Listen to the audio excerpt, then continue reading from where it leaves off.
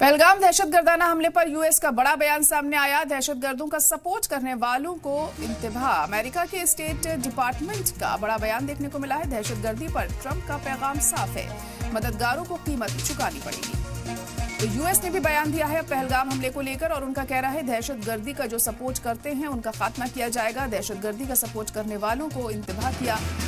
America के state department का बड़ा बयान यहां सामने आया है। दहशतगर्दी पर ट्रंप का पैगाम साफ है, मददगारों को इसकी कीमत चुकानी होगी।